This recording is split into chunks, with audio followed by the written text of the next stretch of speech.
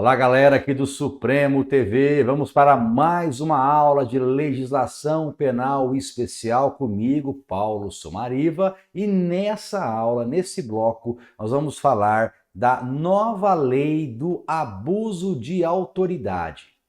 A Lei 13.869 é uma lei nova, é uma lei de 2019, uma lei que trouxe aí uma certa polêmica quando ela entrou em vigência, né? Ela revogou a 4898, que era uma lei, né, de uma época que nasceu numa época da ditadura, uma época um tanto quanto complicada, né? Mas ela surgiu justamente com a ideia, com o escopo, né, de modernizar, de tipificar novas condutas que configuram o crime de abuso de autoridade. Na verdade, esse foi o objetivo do legislador ao redigir a nova lei do abuso de autoridade, né? Esse foi aí o objetivo.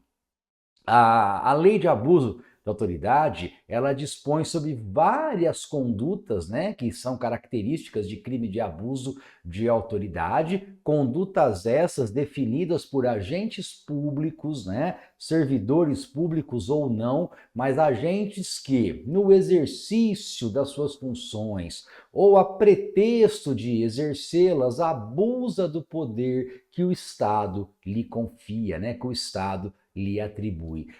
Com a sua entrada em vigor, surgiram vários questionamentos da comunidade, né, jurídica, um misto de preocupação, de insegurança, né? Alguns consideravam uma lei complicada, uma lei tanto quanto que estaria intimidando os agentes públicos, entende?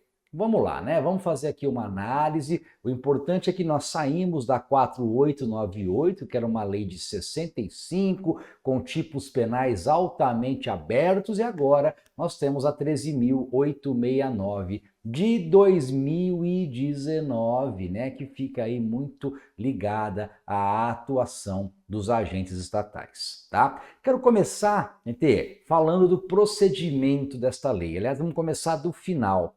Eu quero começar falando do final porque é importante que você entenda isso. Olha o que estabelece o artigo 39 desta lei. Olha o que fala aí o artigo 39. Tá? Aqui nós estamos falando da nova lei do abuso de autoridade.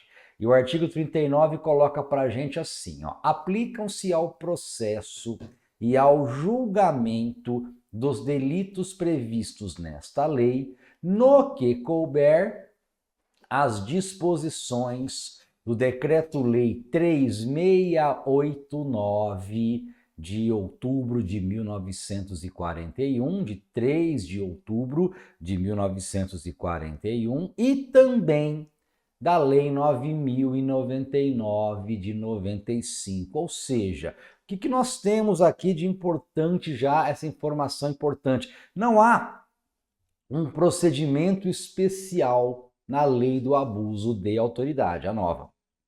Não há.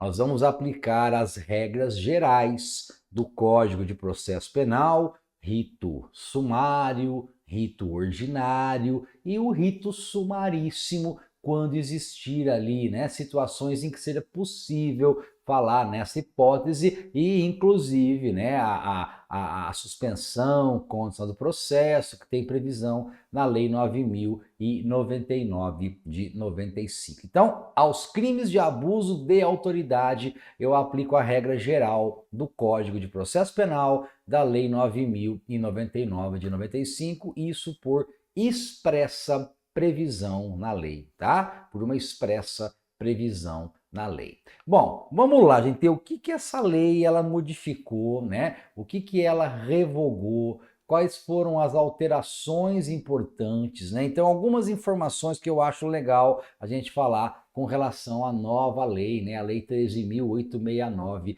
de 2019. Ela teve uma vacatio legis de 120 dias, em que pese ela ser de 2019, ela só entrou em vigência em 2020, tá? Ela só foi entrar em vigência, né, em 2020, vacatio legis aí de 120 dias. Tá certo, gente? Tivemos alguns vetos, né, que foram derrubados e não houve aí, né, prazo alterado, tá bom? Tivemos a revogação da 4898 de 1965.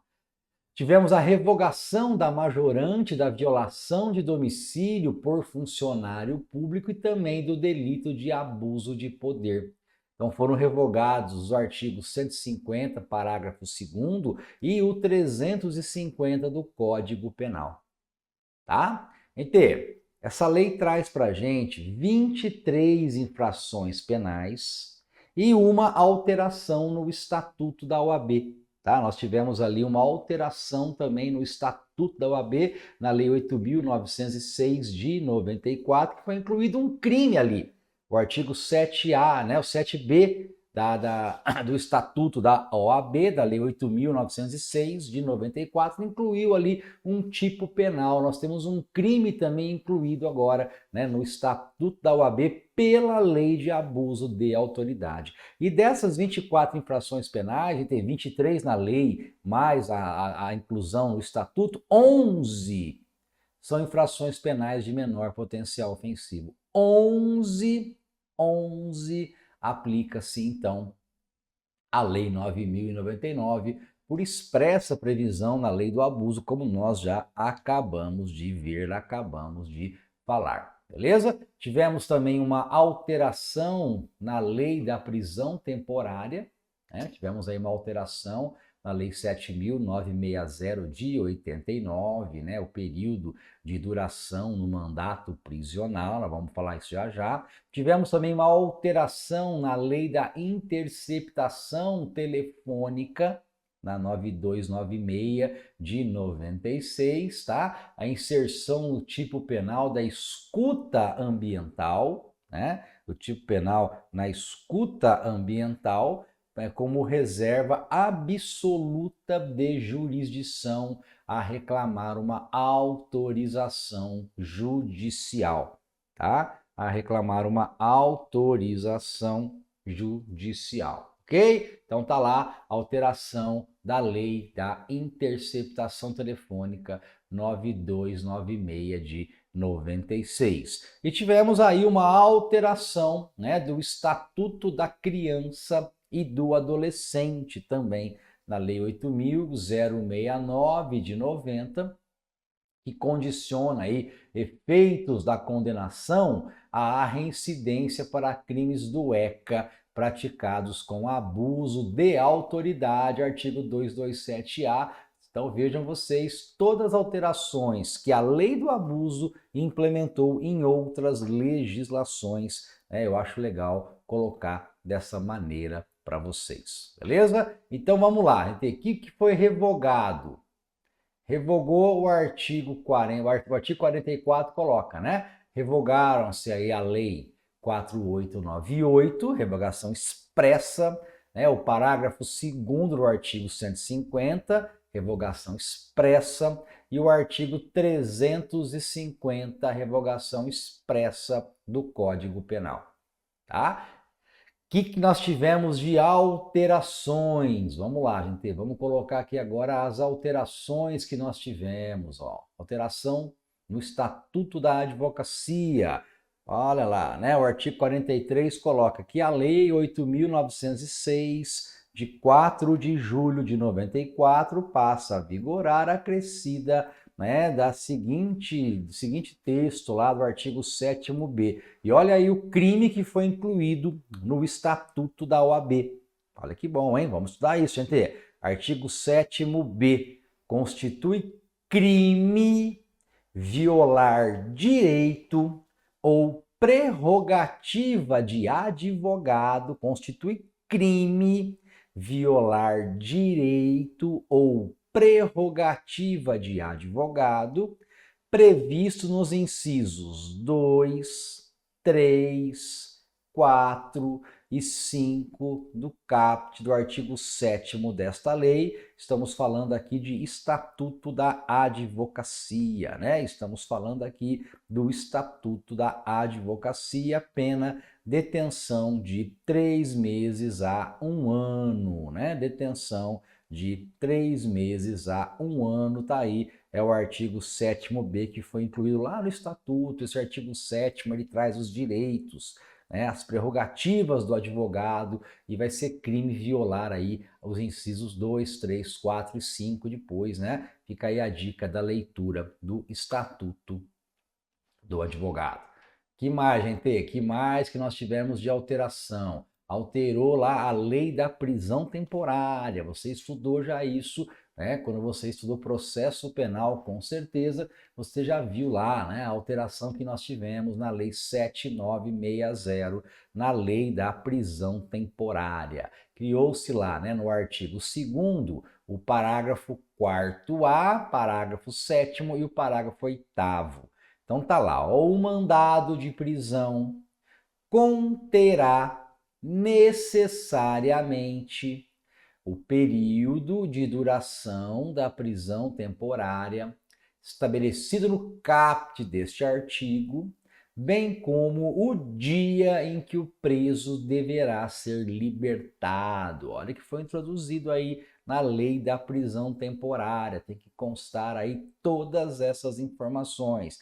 Que mais? Parágrafo 7º fala que, decorrido o prazo contido no mandado de prisão, a autoridade responsável pela custódia deverá, independentemente de nova ordem da autoridade judicial, pôr imediatamente o preso em liberdade, salvo se já tiver sido comunicado da prorrogação da prisão temporária ou da decretação da prisão preventiva. Na verdade, isso já existia, né, gente? Deu o prazo, né, tem que colocar em liberdade o delegado responsável, enfim, a autoridade responsável pela custódia tem que colocar em liberdade. Temporária, lembra, né? 5 dias ou 30. Agora, teve prorrogação ou virou preventiva, aí não, né? Mas é a hipótese. Na verdade, o parágrafo 7º, um tanto quanto desnecessário, porque já era algo,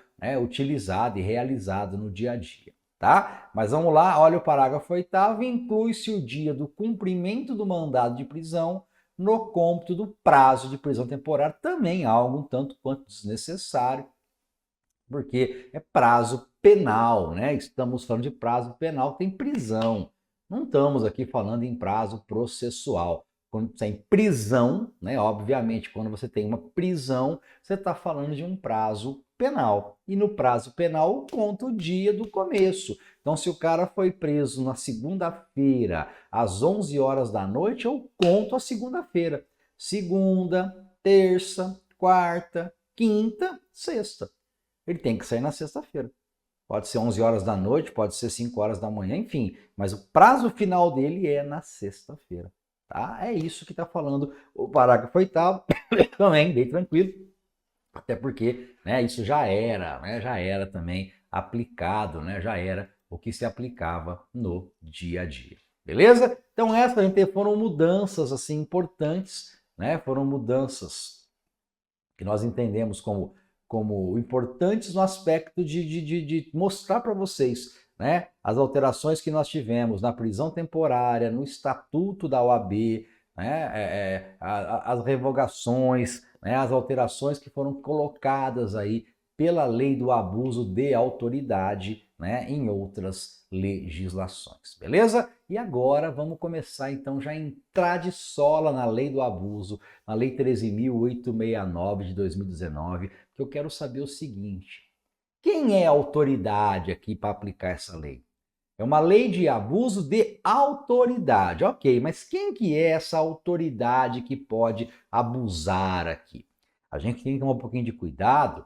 Quando o Código de Processo Penal ele fala em autoridade, lá no CPP, ele está falando em autoridade policial, ele está falando em autoridade judiciária. Aqui não, gente, aqui o conceito é outro, e aqui a própria lei de abuso de autoridade coloca para a gente quem nós podemos considerar como sendo a autoridade que pratica aqui esse abuso de autoridade. Então pergunto para vocês, quem que é o sujeito ativo do crime de abuso de autoridade? Está aí na sua tela, vou ler para vocês o artigo 1º e o artigo 2º, né? Eu sugiro aí que você anote isso, né? Para depois a gente poder entender o âmbito de aplicação desta lei, né? Onde que se aplica essa lei do abuso de autoridade. Então tá lá, artigo 1º da 13.869 de 2019, né? Artigo 1º da 13.869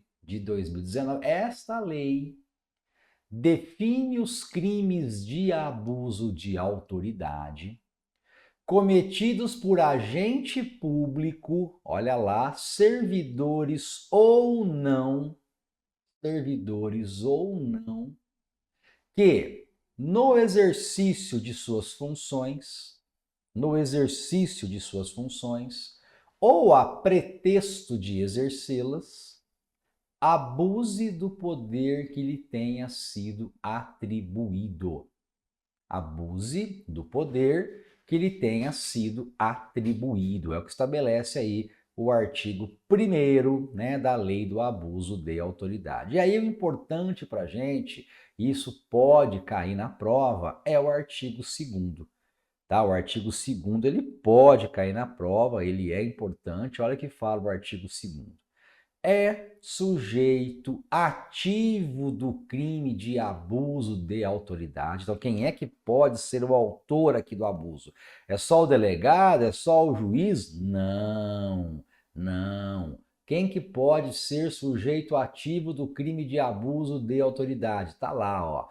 Qualquer agente público, anota isso, gente. Qualquer agente público, qualquer agente público, servidor ou não, qualquer agente público, servidor ou não, da administração direta, indireta ou fundacional de qualquer dos poderes da União, dos estados, do Distrito Federal, dos municípios e de território, compreendendo, mas não se limitando a.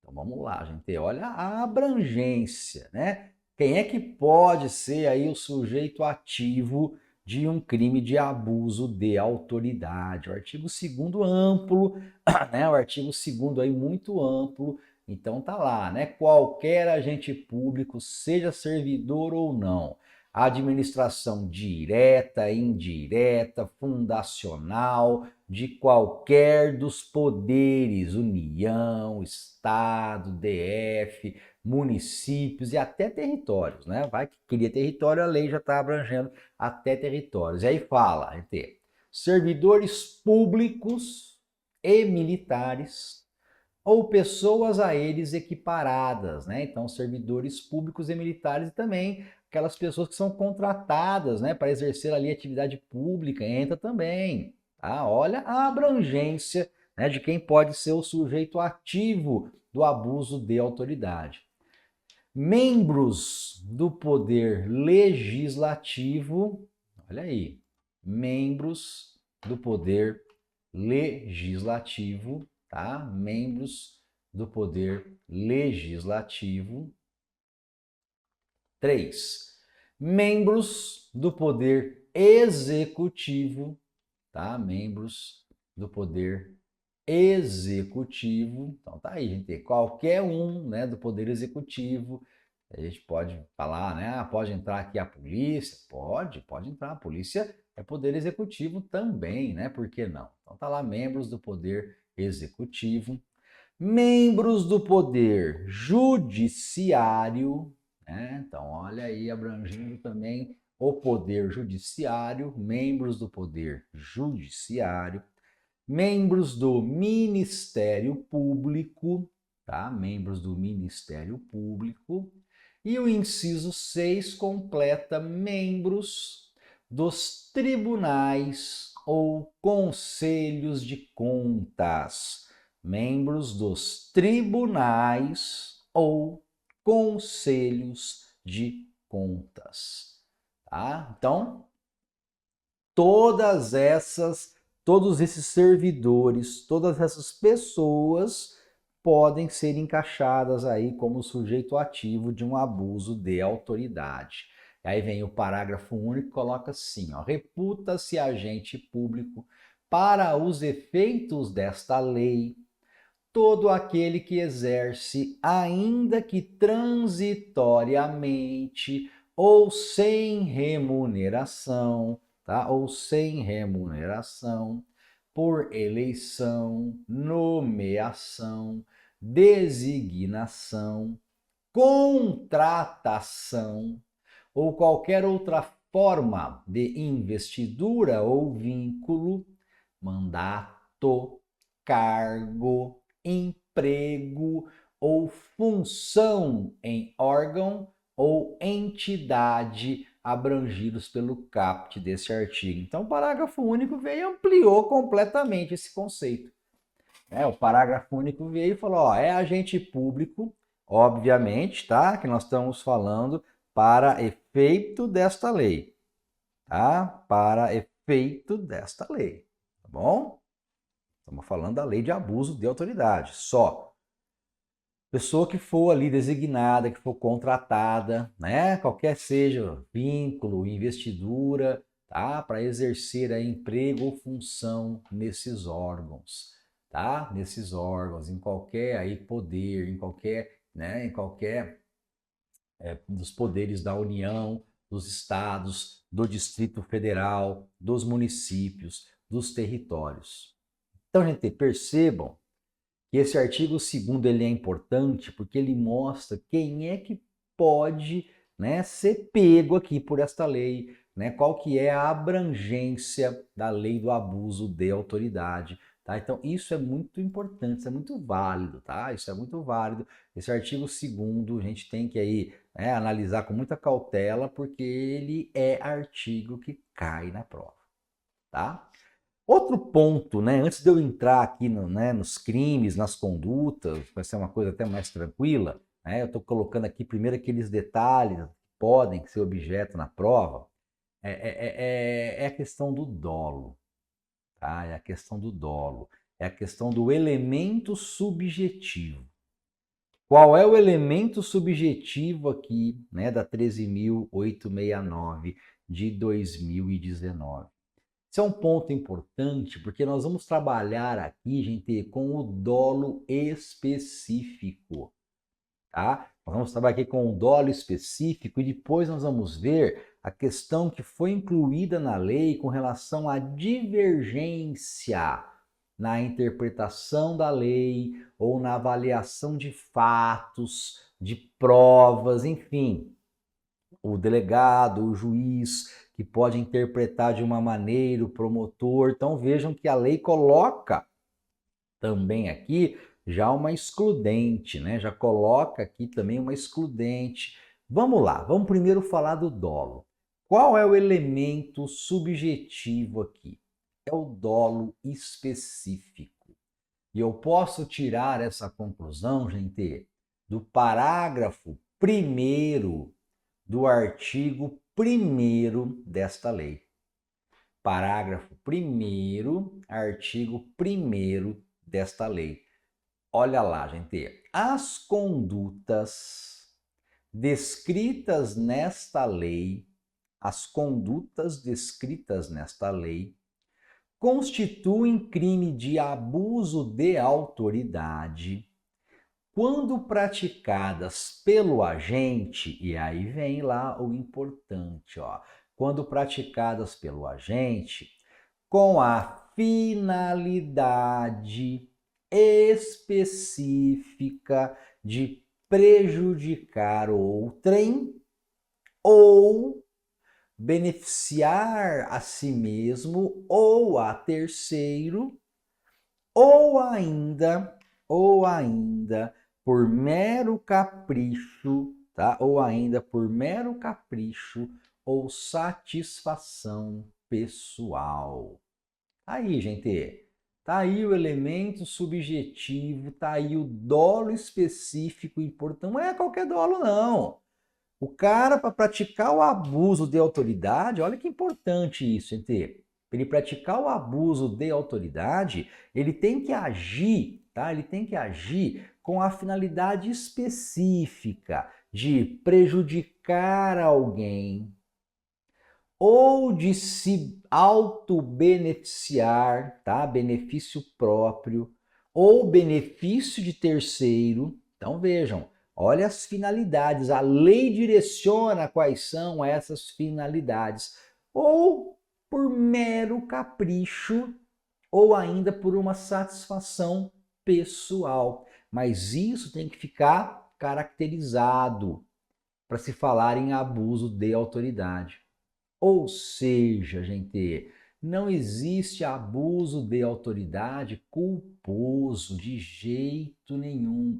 Nós não falamos sobre abuso de autoridade culposo, tá? Não se fala em abuso de autoridade culposo. O abuso de autoridade é crime doloso, dolo específico. Finalidade específica de prejudicar a outrem, beneficiar a si mesmo ou a terceiro. Então, quero prejudicar o cara, ou quero trazer benefício para mim ou para terceiro, ou ainda por mero capricho, por ego, né, ou satisfação pessoal. Mas, enfim, tem que ficar demonstrada, caracterizado esse dolo. Tá? Dolo específico. Tá bom, gente? A lei traz aí esse elemento subjetivo, coloco para vocês aqui de novo, que é o parágrafo 1º. Tá bem claro esse elemento subjetivo, esse dolo específico. Ok? Entendemos isso? Tranquilo? Maravilha? Então, existe abuso de autoridade culposo? Não. Cuidado na prova. Dolo e dolo específico. Então, se a autoridade culposamente pratica uma das condutas que nós vamos ver já já, tá? Ele praticou uma dessas condutas, gente, não há que se falar em crime de abuso de autoridade, tá? Porque ele não agiu com dolo e tem que ser o dolo específico. Está prejudicando terceiro, está se auto-beneficiando, ou é mero capricho, né? Percebam que quando o delegado for fazer um inquérito para apurar um abuso de autoridade, né? Quando o promotor for denunciar alguém, tem que deixar bem claro, descrito ali, né? Na denúncia, ou no caso do delegado, quando ele for fazer o seu despacho, né? A sua decisão de indiciamento, tem que ficar bem claro ali qual é o dolo específico, né? O elemento subjetivo. Beleza? Bacana? E a questão da divergência, olha isso que importante, né? Olha aí que importante. Divergência na interpretação da lei ou avaliação de fatos e provas. Como que vai ser isso, né? A divergência na interpretação da lei ou avaliação de fatos e provas. Então tá lá a lei do abuso, a lei 13.869 de 2019. Olha o que ela fala no parágrafo 2º do artigo 1º.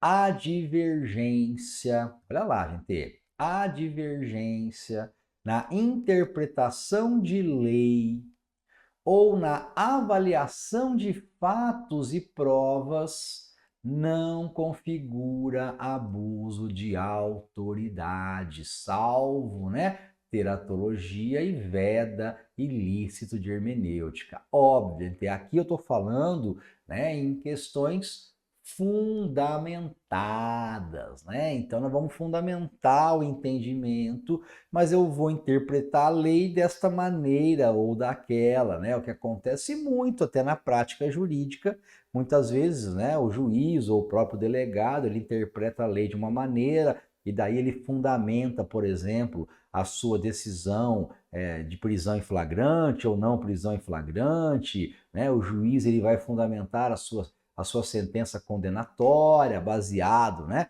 nessa interpretação, nessa divergência. Isso é muito importante, tá? Isso é muito importante porque a própria lei do abuso já está colocando aqui um parâmetro de defesa, tá? Ela está impondo já aqui um parâmetro. Olha, divergência na interpretação não é abuso de autoridade, tá? Não é porque ele entendeu dessa maneira, não é porque ele decidiu condenar ou decidiu, né, usar essa prova de maneira X ou de maneira Y. Isso não é abuso de autoridade. Óbvio, né? Claro que tem que ficar demonstrado que o agente agiu, né? Agiu de maneira ali coerente naquilo que ele está fazendo e não pode ficar demonstrado ali que ele está querendo prejudicar, né? Essa é a questão. Tem que ficar bem claro que é uma divergência.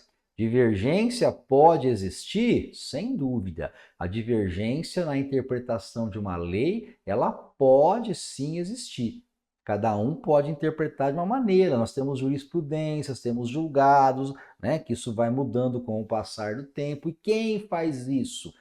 São os operadores do direito, aqui no caso, quem tomam decisões, né, decisões que pode ser tanto o delegado na fase policial ou juiz na fase, né, judicial. Então, na avaliação de fatos e na avaliação das provas, essa divergência ela não configura abuso de autoridade por uma expressa previsão na lei.